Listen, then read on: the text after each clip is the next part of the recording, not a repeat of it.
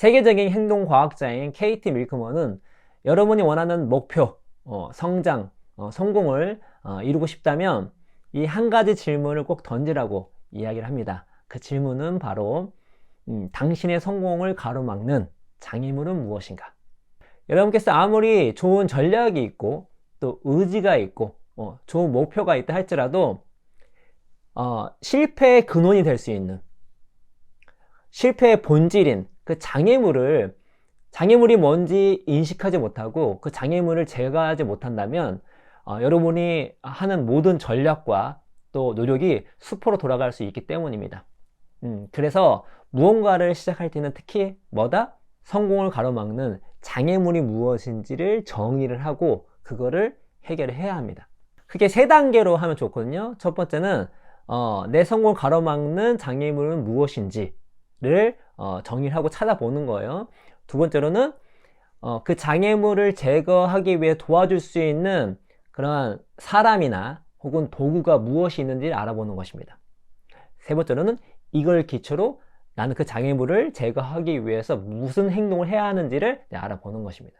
장애물과 관련된 제 예시를 들려드리도록 하겠습니다. 장애물은 크게 2가지로 볼 수가 있어요. 어떤 거냐면 지금 나를 실패하게 만드는 장애물이 있고, 하나는 내가 앞으로 해내야 할 어떤 목표나 성공을 가로막을 가능성이 높은 장애물이 있습니다. 이 둘이 약간 미묘하게 다릅니다. 둘 다 한번 예시를 드려드리도록 할게요. 제가 지금 대표로 있지만 제 원래 직업은 작가입니다. 그렇죠? 근데 제가 지금은 제 작가 커리어가 그래도 성공적인 작가 커리어였지만 초창기 때는 그렇게 성공적인 커리어라고 말하기가 좀 그랬습니다. 제가 처음에 작가를 데뷔를 했을 때에는 경제, 투자, 금융 이쪽으로 제가 책을 썼었거든요. 그래서 안 팔린 건 아니었지만 그렇다고 큰 성공을 거뒀다라고 볼 수가 없었죠. 그래서 이제 책을 쓰면서 왜 이렇게 안 될까 라는 이제 고민을 많이 했습니다. 저도 모르게 내 성공을 가로막는 장애물이 무엇인지를 이제 찾아봤습니다. 장애물이 있었습니다. 장애물은 무엇이었을까요? 그 장애물은 바로 저 자신이었습니다. 제가 이제 경제 또 이쪽 분야의 이제 책을 많이 보고 공부를 이제 하면서 이제 많은 책들을 봤잖아요. 근데 공부를 하면 할수록 저의 한계가 느껴지는 거예요. 왜냐하면 경제라고 하는 것은 어떤 보편적인 이론이 다 적용되는 그런 분야가 아닙니다. 복잡하기 때문에. 그리고 그때그때마다 나오는 새로운 정보, 뉴스, 이슈 이런 것들이 되게 중요해요. 거기엔 또 일반인 접근이 좀 힘들거나 좀 늦게 접할 수밖에 없는 그런 정보들이, 고급 정보도 많이 있습니다. 근데 제가 현업에 있지 않았기 때문에 그런 정보를 접하는 것도 쉽지도 않고, 또 현업에 있으신 분, 예를 들어서 경제학 교수님이나 아니면 애널리스트나 등등등등 하는 분들은 그야말로 몸으로 부딪히면서 그런 경제나 투자 이런 것들을 그냥 몰입해 있는 거예요.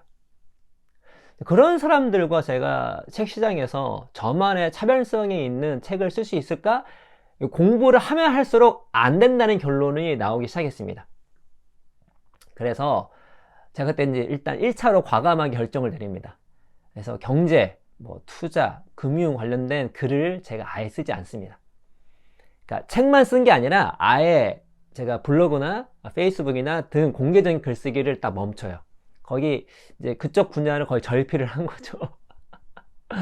그러면서 나만이 쓸 수 있는 그런 분야를 찾아야 되겠다라는 이제 고민을 합니다. 피벗을 하는 거죠.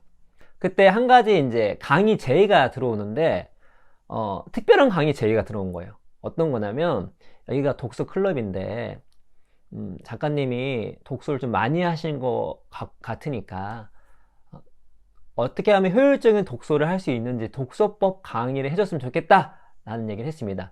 그 당시만 하더라도 제가 독서도 많이 하고 저만의 독서법 노하우가 있었지만 독서법으로 강의를 하거나 그러지 않았거든요.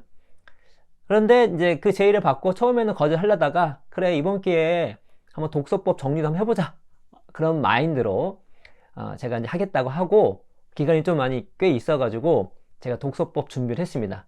독서법 강의 준비해야 되기 때문에 뭘 해야 되겠죠? 독서, 독서법과 관련된 책을 거의 다 제가 읽어본 거예요. 그러면서 갑자기 제 안에 자신감이 생기기 시작했습니다. 내가 지금까지 읽었던 독서법 책보다 더 좋은 책을 쓸 수 있을 것 같은데, 그들이 얘기하지 않는 이야기, 또 그들이 얘기하는 것과 다른 방식으로 충분히 책을 잘 쓸 수 있을 것 같은데 라는 생각을 하게 되죠. 그래서 독서법 강의를 하게 되고, 그 이후에 독서법과 관련된 책을 써야 되겠다. 이거만큼은 내가 조금 남다르게 쓸 수 있겠다. 그리고 이거는 독서법 관련해서 내가 전문가로서 인정을 받을 수 있겠다 라는 생각으로 이제 관련된 분야를 냅다 이제 파기 시작합니다. 그래서 나온 책이 어떻게 읽을 것인가, 이제 그 책이 나오게 되죠.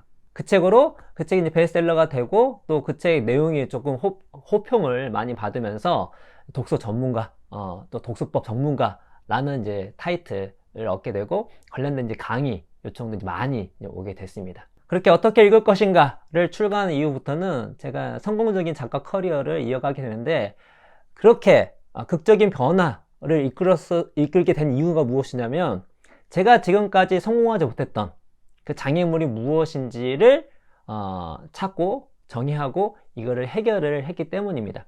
자, 그런데 장애물이 또 한 가지 있다 말씀드렸죠. 어떤 거냐면, 내가 지금 하는 거를 실패의 근원이 되는 장애물이 있고요, 앞으로 내가 계획하고 목표하는 바를 이루는 걸 방해하는 장애물이 있을 것이에요.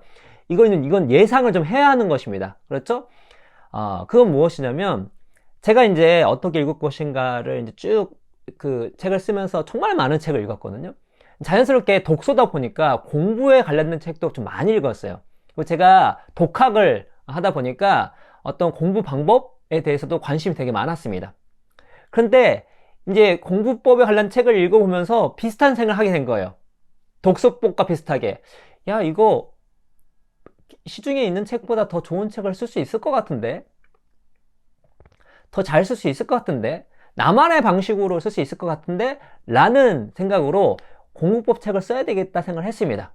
그런데 제가 공부법 책을 쓰면서 다행스럽게도 저도 모르게 스스로 이런 질문을 던진 거예요. 이 공부법 책을 성공하는데 방해하는 장애물이 무엇이 있을까? 딱 한 개가 떠오르는 겁니다.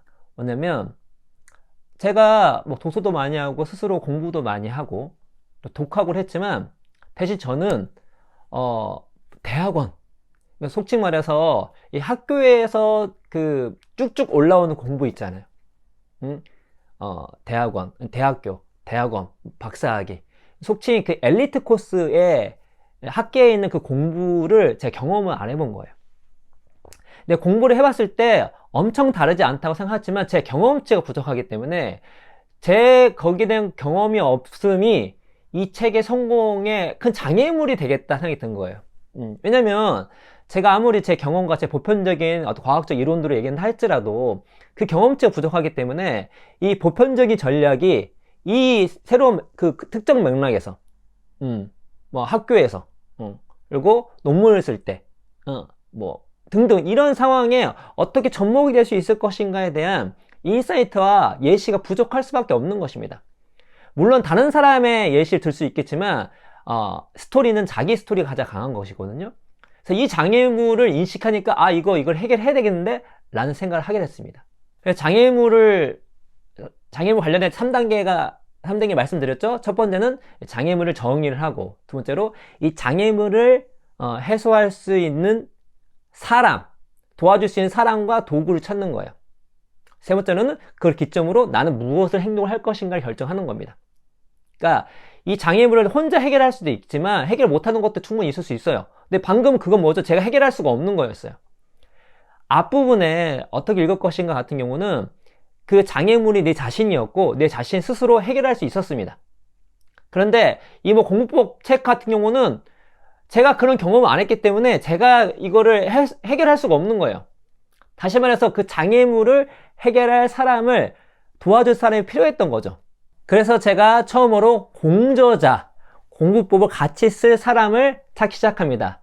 대상은 누구였냐면, 저는 독학에 특화됐기 때문에 속칭 학계에서 나름대로 엘리트 코스를 받은 박사 학위를 받은 사람들 중에 공부법에 관심이 있고 조금 관련돼서 뭔가를 해본 사람을 찾아본 거예요. 그 사람이 누구였을까요? 여러분이 잘 알고 계시는 바로 신현주 박사였습니다. 그 당시에 페이스북에서 신현주 박사가 청년들 대상으로 강의를 했는데 그 강의가 이제 공부에 관련된 거였고, 페이스북에서 친구였었는데 저한테 본인이 강의를 더 잘하기 위해서 제가 이제 독서로 이제 잘 알려져 있으니까 자기가 강의안을 더 잘 만들 수 있는 어떤 추가적인 좋은 책이 있는지 저한테 문의를 했습니다. 그래서 이 친구가 공부법에 대해서 좀 관심이 많고 진심이구나, 공부에 대해서 그런 인지를 하고 있는 상태였어요. 근데 제가 이제 이런 단계를 거치니까 그 물망, 저의 이 장애물을 해결할 수 있는 그런 대상에 최적화된 사람이 누구였냐면 영준이였던 것입니다. 그래서 제가 영준이한테 제의를 합니다. 공부법 책을 기획 중인데 같이 썼으면 좋겠다.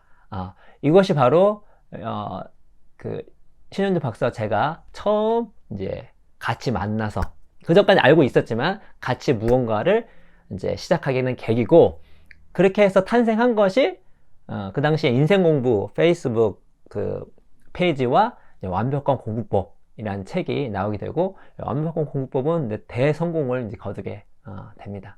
물론 그때는 몰랐습니다. 제가 영준이랑 이렇게 비즈니스까지 같이 할 줄은 몰랐었는데, 어쨌거나 오늘 이제 주제는 장애물이니까 그 미래에 닥칠 장애물이 무엇인가를 질문을 던지고 그 장애물을 정의를 하고, 그리고 이거를 해결할 수 있는 방을 찾기 위해서 도움을 줄 수 있는 사람이나 도움을 줄 수 있는 도구를 찾고, 이걸 기반으로 나는 무엇을 할 수 있는가를 결정을 했을 때 어떻게 한다고요?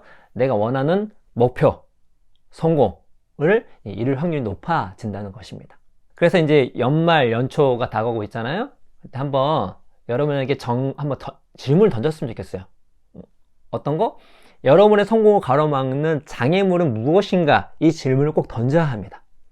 그래서 첫 번째는 뭐죠? 지금 내가 뭔가 실패한 게 있다면, 내가 생각하는 거 성공 못하는 게 있다면, 뭔가 기대에 못 미친 것이 있다면 여러 가지 방법론도 있지만 첫 번째 질문은 그 성공을 가로막는 장애물이 무엇인지를 찾아봐야 합니다.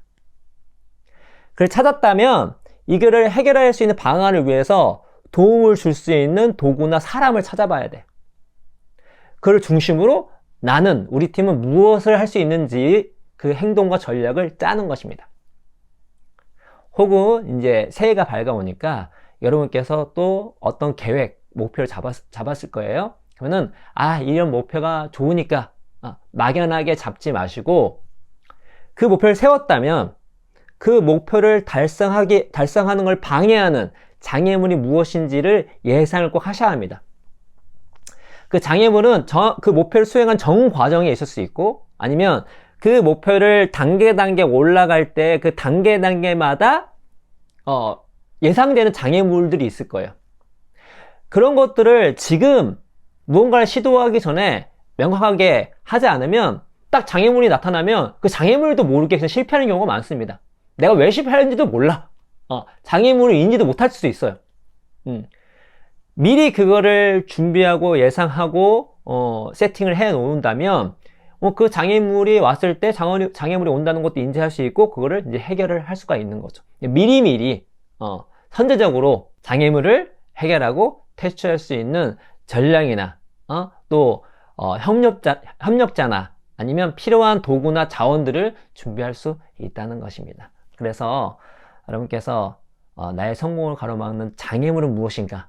이 질문을 꼭 던지고 이 질문을 해결함으로써 여러분이 원하는 성공, 여러분이 원하는 목표를 꼭 이루시길 바라면서 오늘 이야기는 이것으로 마치도록 하겠습니다. 여러분 감사합니다.